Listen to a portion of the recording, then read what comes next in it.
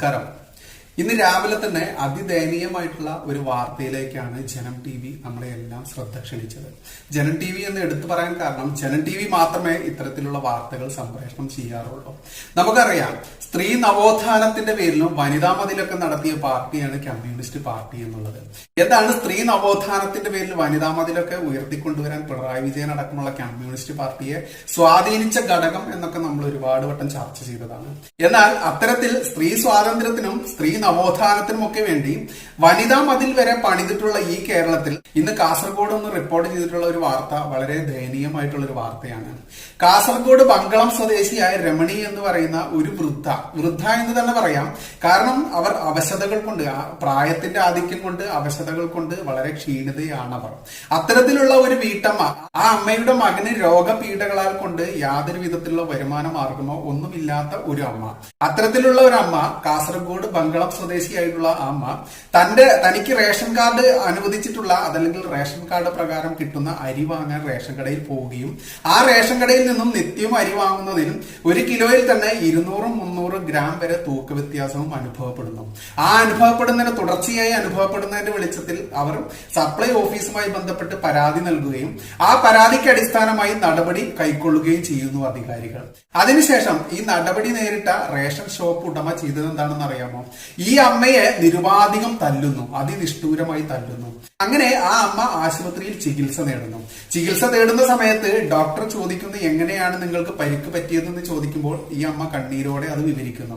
ആ വിവരണത്തിന്റെ അടിസ്ഥാനത്തിൽ തന്നെ ആശുപത്രിയിലേക്ക്, ഈ ഹോസ്പിറ്റലിൽ നിന്നും വിവരം പോവുകയും അങ്ങനെ പോലീസ് വന്ന് ഈ അമ്മയുടെ മൊഴി രേഖപ്പെടുത്തുകയും മറ്റെല്ലാ നടപടികളും സ്വീകരിക്കുമെന്ന് വാക്കു നൽകി അവർ പോകുന്നു.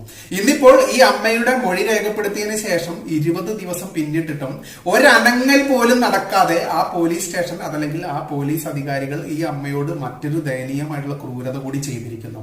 അത്തരത്തിൽ ആ അമ്മ കണ്ണീരൊലിപ്പിച്ചുകൊണ്ട് പറയുന്ന ചില വാക്കുകളിലേക്ക് നമുക്കും ഒന്ന് കാതോർക്കാം. ഞാൻ തിരിച്ച് റേഷൻ കടയിൽ വന്ന് എനിക്ക് റേഷൻ കാർഡ് തന്നു, പക്ഷെ പൈസ തന്നില്ല. അങ്ങനെ ഞാൻ പിറ്റന്ന് എഴുന്നേക്കാൻ വയ്യാതായി വണ്ടി വിളിച്ച് അവിടെ ഗവൺമെന്റ് ആശുപത്രി, നീലേശ്വരം പള്ളിക്കുന്ന് ആശുപത്രിയിലായി. അങ്ങനെ ഡോക്ടർ തന്നെ കേസാക്കി. പോലീസ് ഒന്ന് മൊഴി എടുത്തോണ്ട് പോയതല്ലാതെ ഈ കഴിഞ്ഞ മാസം 24-ാം തീയതി നടന്ന സംഭവത്തിൽ ഇന്ന് വരെ ഒരു അന്വേഷണം വന്നില്ല. സെപ്റ്റംബർ 25-നാണ് ആക്രമണമുണ്ടായത്. ചികിത്സ നൽകിയ ഡോക്ടർ അറിയിച്ചതിനെ തുടർന്നാണ് പോലീസ് കേസെടുത്തത്. മാത്രമല്ല, പരാതി നൽകിയതിന്റെ വൈരാഗ്യത്തിൽ ഇവരുടെ നിർമ്മാണം നടക്കുന്ന വീടും ആക്രമികൾ തകർത്തു. ഒരു മുറി കെട്ടി, ഒരു അടുക്കളയും കെട്ടി, കട്ടള എല്ലാം എടുത്ത് വച്ചിട്ട് ഇവര് ശനിയാഴ്ച ജോലിക്കാര് പോയതിനു ശേഷം വന്ന് ഇതെല്ലാം അടിച്ച് തകർത്തിട്ടേക്കണ്. ഇന്നലെ ജോലിക്കാരി എന്നെ വിളിച്ചിട്ട് പറയണ, ചേച്ചി വാടിവാ, എല്ലാം അടിച്ച് തകർത്തിട്ടേക്കണ്. എനിക്കിനി മറുപടി കെട്ടാൻ പൈസ ഇല്ല. എന്റെ മോന് ആയുർവേദ ആശുപത്രിയിൽ തളർന്ന് കിടക്കുന്നു, വേറെ ആരും എനിക്കില്ല. അപ്പൊ ഇങ്ങനെ ആയാലും എന്നെ കൊല്ലണ്ടേ അവര്. ഞാൻ ഓടി പോലീസ് സ്റ്റേഷനിൽ ചെന്ന് നീലേശ്വരത്തുനിന്ന് 3 പോലീസുകാർ വന്ന് നോക്കിയിട്ട് ഈ കട്ടളെടുത്ത് ദൂരെ കൊണ്ടിട്ടതെടുത്ത് അവരവിടെ ഇട്ടിട്ട് പോയതല്ലാതെ അവരെ വിളിക്കുകയോ ഒന്നും ചെയ്തില്ല. പോലീസ് സ്റ്റേഷനിൽ പരാതി നൽകിയെങ്കിലും യാതൊരു നടപടിയും ഇതുവരെ ഉണ്ടായില്ല. പോലീസിന്റെ അനാസ്ഥയ്ക്കെതിരെ SP-ക്കും ജില്ലാ കളക്ടർക്കും പരാതി നൽകിയിരിക്കുകയാണ് രമണി. കണ്ടല്ലോ, അതല്ലെങ്കിൽ കേട്ടല്ലോ, ഇതാണ് പിണറായി വിജയന്റെ സ്ത്രീ സ്വാതന്ത്ര്യവും സ്ത്രീ നവോത്ഥാനത്തിനും ഒക്കെ വേണ്ടി വനിതാ മതിൽ പണിത കേരളത്തിന്റെ ഇന്നത്തെ അവസ്ഥ. ആ അമ്മ പണിത വീട് പോലും ഈ അക്രമകാരികൾ നശിപ്പിച്ചിരിക്കുന്നു. എന്തിനു വേണ്ടി? തൂക്കത്തിൽ വെട്ടിപ്പും തട്ടിപ്പും നടത്തിയ റേഷൻ ഉടമയ്ക്കെതിരെ, അതല്ലെങ്കിൽ ആ റേഷൻ ഷോപ്പിന്റെ ഉടമയ്ക്കെതിരെ, ലൈസൻസിക്കെതിരെ പരാതി കൊടുത്തു എന്നതിന്റെ പേരിൽ തന്നെ കമ്മ്യൂണിസ്റ്റ് ഗുണ്ടകൾ ഇന്ന് ആ അമ്മയെ അതിക്രൂരമായി ആക്ഷേപിക്കുകയും ആ അമ്മയ്ക്ക് ഊരുവിലക്ക് പോലും ഏർപ്പെടുത്തിയിരിക്കുന്നു. ആ അമ്മ ഇന്ന് ടൗണിൽ ഇറങ്ങിയാൽ 38ഓളം ഓട്ടോറിക്ഷയുള്ള ഈ സ്ഥലത്ത് ആ അമ്മയെ ഒരു ഓട്ടോറിക്ഷ പോലും ആരും കയറ്റരുത് എന്ന തിട്ടൂരം പോലും, അതല്ലെങ്കിൽ അന്ത്യശാസനം പോലും സഖാക്കൾ നൽകിക്കൊണ്ട് ആ അമ്മയ്ക്ക് യാത്രാ സൗകര്യമോ അതല്ലെങ്കിൽ സഞ്ചാര സ്വാതന്ത്ര്യമോ വരെ നിരോധിച്ചിരിക്കുന്നു. അതല്ലെങ്കിൽ അവർ അപ്രഖ്യാപിത വിലക്ക് ഏർപ്പെടുത്തിയിരിക്കുന്നു.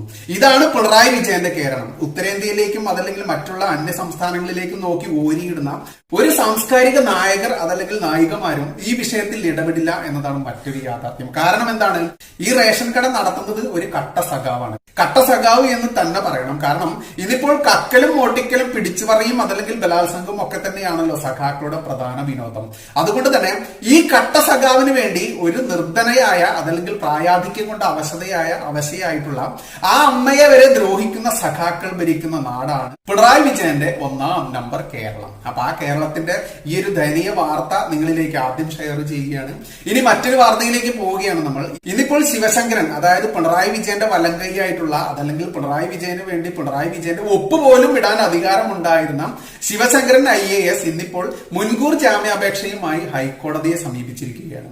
എന്താണ് മുൻകൂർ ജാമ്യാപേക്ഷ എടുക്കാനുള്ള അദ്ദേഹത്തിന്റെ ചേതോവികാരം എന്ന് ആലോചിക്കുമ്പോൾ നമുക്കറിയാം എവിടെ വരെ എത്തി നമ്മുടെ സ്വർണ്ണക്കടത്ത് അതല്ലെങ്കിൽ മറ്റെല്ലാവിധ കള്ളക്കടത്തുകളും അതല്ലെങ്കിൽ ലൈഫ് മിഷൻ പദ്ധതിയിലടക്കമുള്ള ഇയാളുടെ പങ്കെന്ത് അതല്ലെങ്കിൽ പിണറായി വിജയന് വേണ്ടിയിട്ടുള്ള ഇദ്ദേഹത്തിന്റെ നടപടികൾ എന്തൊക്കെയായിരുന്നു എന്നതിലേക്കുള്ള വെളിച്ചം വീശൽ. അത്തരത്തിൽ ഇന്നിപ്പോൾ EDയുടെ മുൻപിൽ ഹാജരാവേണ്ടിയിരുന്ന ശിവശങ്കരൻ ഇന്നിപ്പോൾ ED ആവശ്യപ്പെട്ട വിവരങ്ങൾ അദ്ദേഹത്തിന്റെ വക്കീൽ മുഖാന്തരം കൊടുത്തുവിട്ടിരിക്കുന്നു എന്ന വിവരമാണ് പുറത്തു വന്നിരിക്കുന്നത്. അതായത് മുൻകൂർ ജാമ്യാപേക്ഷ കിട്ടാതെ ഇനി EDക്ക് മുമ്പിലോ അതല്ലെങ്കിൽ മറ്റൊരു അന്വേഷണ ഏജൻസിക്ക് മുൻപിലോ പോവാൻ വരെ ശിവശങ്കരൻ ഭയപ്പെടുന്നു എന്നതാണ് യാഥാർത്ഥ്യം. അതിൽ നിന്നൊക്കെ നമുക്ക് മനസ്സിലാക്കാനാവുന്നത് ഇനിയും അധികം ദൂരം പോകാനാവില്ല പിണറായി വിജയനും പിണറായി വിജയന്റെ കള്ള കൂട്ടാളികൾക്കും എന്ന് തന്നെയാണ്. മറ്റൊരു വാർത്തയാണല്ലോ, കേരള ചരിത്രത്തിൽ തന്നെ കേരള കോൺഗ്രസ് എന്ന ഒരു പാർട്ടിയുടെ അതികായനായി ജീവിച്ചിരുന്ന KM മാണിയുടെ മകൻ ജോസ് കെ മാണി കമ്മ്യൂണിസ്റ്റ് പാർട്ടിയിലേക്ക് അതല്ലെങ്കിൽ പിണറായി വിജയന്റെ പാർട്ടിയിലേക്ക് കുടിയേറിയിരിക്കുന്നു എന്ന യാഥാർത്ഥ്യം. എന്തുകൊണ്ടാണ് അദ്ദേഹം ആ പാർട്ടിയിലേക്ക് കുടിയേറിയതെന്നാണ് നമ്മൾ ചിന്തിക്കേണ്ടത്. എന്തിനായിരുന്നു? അദ്ദേഹത്തിനെതിരെ പിണറായി വിജയൻ കൃത്യമായിട്ടും കോഴക്കേസ് ഉയർത്തിക്കാട്ടി ഭീഷണിപ്പെടുത്തിയത് ഒന്നുകൊണ്ട് തന്നെയാണ് എന്ന് നമുക്ക് ഈ നിമിഷം പറയേണ്ടി വരുന്നു. കാരണം 3 പതിറ്റാണ്ടുകൾക്ക് ശേഷമാണ് കേരള കോൺഗ്രസ് വീണ്ടും ഇടത് പാളയത്തിലേക്ക് പോകുന്നത് എന്നതാണ് ഇതിന്റെ ഗൗരവം വർദ്ധിപ്പിക്കുന്നത്. സ്വന്തം അപ്പന്റെ ആത്മാഭിമാനം പോലും പണയം വെച്ചുകൊണ്ട്, സ്വന്തം അച്ഛന്റെ ആത്മാഭിമാനം പോലും പണയം വെച്ചുകൊണ്ട് ഇടതുപക്ഷത്തേക്ക് അതല്ലെങ്കിൽ പിണറായി വിജയന്റെ നിറം മങ്ങി ദ്രവിച്ചു തുടങ്ങിയ ചുവന്ന കൊടിക്ക് കീഴിലേക്ക് പോയിരിക്കുന്ന ജോസ് കെ മാണി പറഞ്ഞിരിക്കുന്ന ഒരു വാക്കാണ് ഇവിടെ ഏറ്റവും വലിയ പ്രാധാന്യം. ആത്മാഭിമാനം പണയം വെച്ചുകൊണ്ട് തങ്ങൾക്ക് ഇനി UDFൽ തുടരാനാവില്ല എന്നാണ് ആ മനുഷ്യൻ ഇന്ന് രാവിലെ മൊഴിഞ്ഞ വാക്കുകൾ. ആത്മാഭിമാനം പണയം വെച്ചുകൊണ്ട് UDFൽ തുടരാനാവില്ല. എന്നിട്ട് ഇദ്ദേഹം പോകുന്നത് എങ്ങോട്ടാണ്? കമ്മ്യൂണിസ്റ്റ് പാർട്ടി എന്ന പാളയത്തിലേക്ക്. എന്താണ് ഈ കമ്മ്യൂണിസ്റ്റ് പാർട്ടിയും ഈ കേരള കോൺഗ്രസും തമ്മിലുള്ള ബന്ധം? അതും അഭേദ്യമായ ബന്ധമാണ്. നമുക്കറിയാം കഴിഞ്ഞ UDF ഭരണകാലത്ത് KM മാണി എന്ന ധനകാര്യമന്ത്രി ബജറ്റ് അവതരിപ്പിക്കാൻ വരുന്നതും ആ അവതരിപ്പിക്കാൻ വരുന്ന സമയത്ത് ലോകത്തിന്റെ മുന്നിൽ തന്നെ കേരള നിയമസഭയെ നാണം കെടുത്തിക്കൊണ്ട് അരങ്ങേറിയ ഗുണ്ടായിസവും തെമ്പാടിത്തരവും. ഇടത് MLA-മാർ നടത്തിയ നിയമസഭയ്ക്കുള്ളിലെ ഗുണ്ടായിസം ഇന്ന് കോടതിയിൽ കേസ് വരെ നടന്നുകൊണ്ടിരിക്കുന്ന അവസ്ഥയിൽ തന്നെയാണുള്ളത്. എന്നിട്ടോ അത്തരത്തിൽ KM മാണിയെ ബജറ്റ് അവതരിപ്പിക്കാൻ അനുവദിക്കില്ല എന്നും പറഞ്ഞുകൊണ്ട് സ്പീക്കറുടെ ഡയസ് പോലും ചവിട്ടി വെളിയിലിട്ട ആളാണ് സ്പീക്കർ രാമകൃഷ്ണൻ എന്ന് പറയുന്ന ഇന്നത്തെ സ്പീക്കർ. അതും കാലം കാത്തുവെച്ച ഒരു മധുര പ്രതികാരം തന്നെയാണ്. കാരണം സ്പീക്കർ എന്ന പവിത്രമായ പദവിയെ ചവിട്ടി താഴെയിട്ട് അതല്ലെങ്കിൽ അദ്ദേഹത്തിന്റെ ഡയസ് പോലും ചവിട്ടി തകർത്തവൻ തന്നെ മറ്റൊരു സ്പീക്കറായിട്ട് കമ്മ്യൂണിസ്റ്റ് പാർട്ടിക്ക് കീഴിൽ നമ്മുടെ നിയമസഭയിൽ തന്നെ വരുമ്പോൾ അതും ലോകത്തിനുള്ള ഒരു ഉദാഹരണമാണ്. കാരണം എന്താണ്? എന്ത് തെമ്മാടിത്തരം കാണിച്ചാലും ഗുണ്ടായിസം കാണിച്ചാലും വൃത്തികേട് കാണിച്ചാലും തങ്ങൾക്കൊന്നുമില്ല. തങ്ങൾ അതൊക്കെ മറന്നുകൊണ്ട് തന്നെ തങ്ങൾ ആ പാതയിലേക്ക് വീണ്ടും കടന്നു വരും. അതല്ല, തങ്ങൾക്ക് ഏതൊരു അശ്ലീലവും ചേരും എന്ന് തന്നെയാണ് ഇടതുപക്ഷ സ്പീക്കറായിട്ട് ശ്രീരാമകൃഷ്ണൻ തന്നെ വന്നതിലൂടെ ലോക മലയാളി ജനതയ്ക്ക് അതല്ലെങ്കിൽ ലോക ജനതയ്ക്ക് മുൻപിലും കമ്മ്യൂണിസ്റ്റ് പാർട്ടി നമ്മളോടെല്ലാം വിളിച്ചു പറയുന്നത്. ഇന്നിപ്പോൾ സോഷ്യൽ മീഡിയ നിറയെ പറയുന്ന ഒരു കാര്യമുണ്ട്. അതായത് പിണറായി വിജയൻ സ്വർണ്ണക്കടത്ത് നടത്തിയും കേരളത്തെ ജിഹാദികൾക്ക് കൂട്ടിക്കൊടുത്തും അതല്ലെങ്കിൽ മറ്റെല്ലാ രീതിയിലും കട്ടുമുടിച്ചും വെട്ടിപ്പിടിച്ചും ഉണ്ടാക്കിയ ധനമെല്ലാം എണ്ണാൻ ജോസ് കെ മാണി എന്ന് പറയുന്ന KM മാണിയുടെ മകനായിട്ടുള്ള ജോസ് കെ മാണി കൊണ്ടുവരുന്ന നോട്ട് എണ്ണൽ മെഷീൻ ഇന്ന് പിണറായി വിജയൻ ആവശ്യമായി വന്നിരിക്കുന്നു എന്നാണ്. എന്തുകൊണ്ടാണ് നോട്ട് എണ്ണൽ മെഷീനും പിണറായി വിജയനും തമ്മിലുള്ള ബന്ധം എന്താണ്? KM മാണിയെ ബജറ്റ് അവതരിപ്പിക്കാൻ അനുവദിക്കില്ല എന്ന് പറഞ്ഞ് സമരം നടത്തിയ സമയത്ത് എന്തായിരുന്നു KM മാണിക്കെതിരെ ഉയർന്ന ആക്ഷേപങ്ങൾ? അദ്ദേഹം ബാറുകൾ അനുവദിക്കുന്നതിൽ ബാർ അനുവദിക്കുന്നതിൽ വേണ്ടി കോഴ വാങ്ങി എന്നതായിരുന്നു അദ്ദേഹത്തിനെതിരെ ഉയർന്ന ആക്ഷേപം. അത്തരത്തിൽ ബാർ കോഴ കേസ് നടക്കുന്ന അതല്ലെങ്കിൽ ആരോപണം നേരിട്ട KM മാണിയെ ബജറ്റ് അവതരിപ്പിക്കാൻ അനുവദിക്കില്ലെന്നും KM മാണിയുടെ വീട്ടിൽ നോട്ടെണ്ണൽ മെഷീൻ ഉണ്ടെന്നും കോഴ വാങ്ങിയ കോടിക്കണക്കിന് രൂപ എണ്ണ നോട്ടെണ്ണൽ മെഷീൻ ഉണ്ടെന്നും വരെ ആക്ഷേപിച്ച അന്നത്തെ സംസ്ഥാന സെക്രട്ടറി ആയിരുന്ന അതല്ലെങ്കിൽ കമ്മ്യൂണിസ്റ്റ് പാർട്ടിയുടെ സമുന്നത നേതാവായിരുന്നു പിണറായി വിജയൻ. അവിടെ നിന്ന് ഇങ്ങോട്ട് പിണറായി വിജയൻ ഇന്ന് മുഖ്യമന്ത്രി ആയപ്പോൾ അതേ നോട്ടെണ്ണൽ മെഷീൻ കൈവശം വെച്ചിരുന്ന KM മാണി എന്ന് പിണറായി വിജയൻ തന്നെ ആക്ഷേപിച്ച മകൻ ജോസ് മാണിയുടെ അതല്ലെങ്കിൽ ജോസ് കെ മാണിയെ തന്നെ തന്റെ പാർട്ടിയിലേക്ക് സ്വാഗതം ചെയ്യുമ്പോൾ ഇന്നിപ്പോൾ പിണറായി വിജയൻ സ്വർണ്ണക്കടത്ത് കേസിൽ കോടികൾ കൈപ്പറ്റി എന്ന സംശയത്തിന്റെ മുനയിൽ നിൽക്കുമ്പോൾ ജോസ് കെ മാണി കൊണ്ടുവരുന്ന നോട്ടെണ്ണൽ മെഷീൻ തന്നെ വേണ്ടി വന്നിരിക്കുന്നു എന്നതാണ് സോഷ്യൽ മീഡിയ ആയാലും BJPയുടെ സംസ്ഥാന സെക്രട്ടറി ശ്രീ ബഹുമാന്യനായ K സുരേന്ദ്രൻജിയും അവകാശപ്പെട്ടിരിക്കുന്നത് അതല്ലെങ്കിൽ ആക്ഷേപം ഉന്നയിച്ചിരിക്കുന്നത്. അതെല്ലാം ശരിവെക്കുന്നത് തന്നെയാണ് ഇന്നിപ്പോൾ ഓരോ ദിവസവും പുറത്തു വന്നുകൊണ്ടിരിക്കുന്ന വാർത്തകളും. നിങ്ങൾക്കറിയാമോ, KM മാണിക്കെതിരെ കോഴ ആരോപണം ഉയർന്ന സമയത്ത് ഏറ്റവും കൂടുതൽ അതിനെ അതിക്രൂരമായിട്ട് ആക്രമിച്ച എന്ന് തന്നെ പറയേണ്ടി വരുന്നു. സകല ജനാധിപത്യ മര്യാദകളും മറന്നുകൊണ്ട് ഏറ്റവും കൂടുതൽ ആക്രമിച്ച പാർട്ടിയായിരുന്നു കമ്മ്യൂണിസ്റ്റ് പാർട്ടി അതല്ലെങ്കിൽ CPM. ആ CPM തന്നെ ഇന്നിപ്പോൾ ജോസ് കെ മാണിയെ സ്വീകരിക്കുന്നതിന്റെ മുന്നോടിയായി ഏതാനും ആഴ്ചകൾക്ക് മുൻപാണ് സമുന്നത LDF കൺവീനർ ആയിട്ടുള്ള സമുന്നതനായിട്ടുള്ള വിജയരാഘവൻ ഒരു പ്രസ്താവന നടത്തിയിരുന്നു. നിങ്ങൾ ആരെങ്കിലും ശ്രദ്ധിച്ചിരുന്നു അത്? അതായത് KM മാണി തെറ്റ് ചെയ്തിട്ടില്ല എന്ന് തങ്ങൾക്ക് അറിയാമായിരുന്നു എന്നതാണ് ഇന്ന് LDF കൺവീനർ തന്നെ സമ്മതിച്ചിട്ടുള്ളത്. അപ്പോൾ ഒന്ന് ആലോചിച്ച് നോക്കൂ, KM മാണി തെറ്റ് ചെയ്തിട്ടില്ല എന്ന് ഇന്ന് സമ്മതിക്കുന്ന LDF കൺവീനർ വിജയരാഘവൻ അദ്ദേഹത്തിന്റെ പാർട്ടി അന്നപ്പോൾ KM മാണിക്കെതിരെ എന്ന രീതിയിൽ നിയമസഭയിൽ നടത്തിയ അതിക്രമങ്ങളും അതല്ലെങ്കിൽ വളരെ മ്ലേച്ഛമായ ഗുണ്ട ആക്രമണങ്ങളും എന്തായിരുന്നു എന്നത് കൂടി ഇന്ന് കേരള ജനതയോട് പറയുകയാണ്. തങ്ങൾ എന്ത് തെമ്മാടിത്തരം ചെയ്താലും തങ്ങൾ അത് ഒരു കാലം കഴിഞ്ഞാൽ തിരിച്ചും പറയും, അതിനൊന്നും ഞങ്ങൾക്ക് യാതൊരു ഉളുപ്പുമില്ല എന്നത് തന്നെയാണ് വിജയരാഘവന്റെ പ്രസ്താവനയിലൂടെ നമ്മളെല്ലാം മനസ്സിലാക്കേണ്ടത്. നോക്കൂ, സ്വർണ്ണ കള്ളക്കടത്ത് കേസ് റിപ്പോർട്ട് ചെയ്ത ആ നാൾ മുതൽ പിണറായി വിജയൻ പറയുന്നത് എന്തായിരുന്നു? സ്വപ്ന സുരേഷ് എന്ന് പറയുന്ന വിവാദ വനിതയെ തനിക്ക് അറിയില്ല, അവർ ഒരു വിവാദ സ്ത്രീ എന്നൊക്കെയായിരുന്നു പിണറായി വിജയൻ അയാളുടെ 6 മണി തള്ളിൽ നമ്മളോടെല്ലാം പറഞ്ഞുകൊണ്ടിരുന്നത്. എന്നാൽ ഇന്നിപ്പോൾ കഴിഞ്ഞ ദിവസം അയാൾ കൃത്യമായി സമ്മതിച്ചിരിക്കുന്നു തനിക്ക് സ്വപ്ന സുരേഷിനെ അറിയാമെന്നും സ്വപ്ന സുരേഷിന് തന്റെ പ്രിൻസിപ്പൽ സെക്രട്ടറി ആയിട്ടുള്ള ശിവശങ്കരനെ ബന്ധപ്പെടുത്തി കൊടുത്തതും എല്ലാ കാര്യങ്ങൾക്കും ശിവശങ്കരനെ ഉപയോഗിക്കുക എന്നും പറഞ്ഞത് മുഖ്യമന്ത്രി പിണറായി വിജയൻ താനാണെന്ന് തന്നെയാണ് ഇന്നലെ മുഖ്യമന്ത്രി പറയാതെ നമ്മളോട് സമ്മതിച്ചിരിക്കുന്നത്.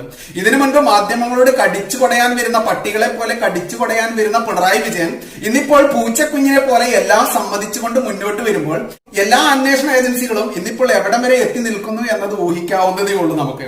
അതുകൊണ്ടൊക്കെ തന്നെ നാളെ ഇനി പിണറായി വിജയൻ പറയും, ഞാനെല്ലാം കട്ടിട്ടുണ്ട് മോട്ടിച്ചിട്ടുണ്ട്, അതൊന്നും എനിക്ക് ഓർമ്മയില്ല എന്ന് പറഞ്ഞാൽ അയാളെ ഓർമ്മയില്ലാത്തൊരു പൈതൽ എന്നതിന്റെ പേരിൽ ചിലപ്പോൾ കമ്മ്യൂണിസ്റ്റ് സഖാക്കൾ ന്യായീകരണ ക്യാപ്സൂളും കുടിച്ചു വന്ന് സോഷ്യൽ മീഡിയ ആയാലും മാധ്യമങ്ങളിലായാലും ന്യായീകരിച്ചെന്നും വരാം എന്ന് മാത്രമേ ഈ വിഷയത്തിൽ ഇപ്പോൾ പറയാനുള്ളൂ. നമുക്കെല്ലാം അറിയാം, XMB എന്നൊരു ബോർഡ് വെച്ചതിന്റെ പേരിൽ ഏറ്റവും കൂടുതൽ സാമൂഹ്യ മാധ്യമങ്ങൾ വഴി നാണം കെട്ടതും അതുപോലെ യാതൊരു യോഗ്യതയുമില്ലാതെ ഇടതുപക്ഷത്തിന്റെ പിച്ച കാശ് വാങ്ങി 3 ലക്ഷം രൂപയോളം ഖജനാവിൽ നിന്നും വാങ്ങിക്കൊണ്ട് നമ്മളെയെല്ലാം കട്ടുമുടിക്കുന്ന സമ്പത്ത് എന്ന് പറയുന്ന XMBയെ പറ്റി.